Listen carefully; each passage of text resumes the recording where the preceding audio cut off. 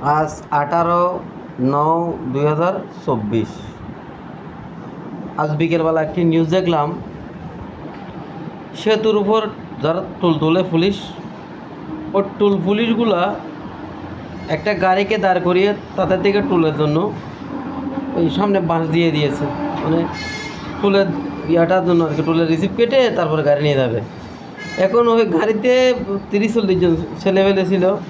তারা কী করছে, টুল তো দেবে দূরের কথা, টুলের বাঁশটাকে ব্যাঙ্গে জুড়ে ফেলে দিয়ে যারা টুল তুললে তাদেরকে পিটানোর জন্য গেছে। ভাই, পরিস্থিতি একেবারে খারাপ দেশের। কেউ কাকে মানতেছে না, কেউ কারোর কথা শুনতেছে না, মানে সবাই স্বাধীন যার ইচ্ছে মতো।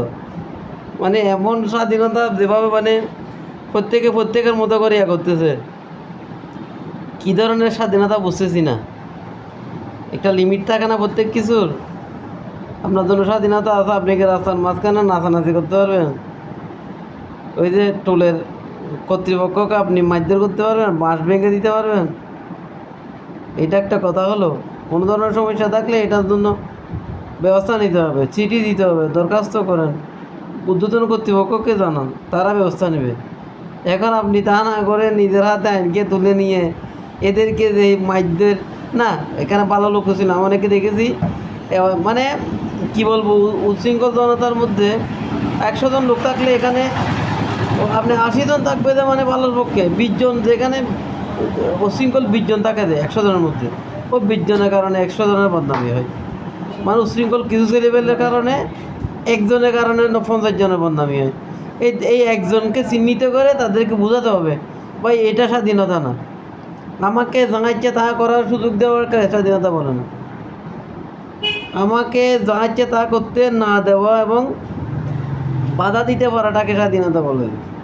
যা ইচ্ছে তা না করতে পারার জন্য বাধা দিতে পারা, স্কুলে ছাত্রদেরকে পড়ানোর জন্য শাসন করা, বেত দিয়ে পিটানো, এইটাকে স্বাধীনতা বলে। আপনি পিটাইতে দিবেন না, আপনি কোনো ধরনের উচ্ছৃঙ্খল পরিস্থিতি দেখতেছেন, অন্যায় দেখতেছেন, সেখানে প্রতিবাদ করবেন।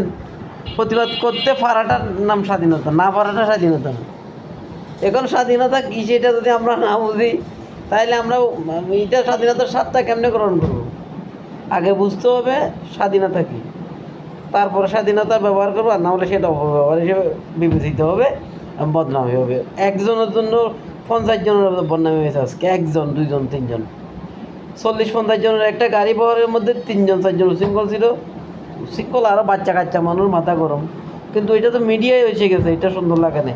তাও আশা করবো যে আমাদের ভাইয়েরা যাতে এই ধরনের অনাকাঙ্ক্ষিত ঘটনার পুনরাবৃত্তি না করে, কারণ এটা কারোর জন্য মঙ্গল না। ধন্যবাদ।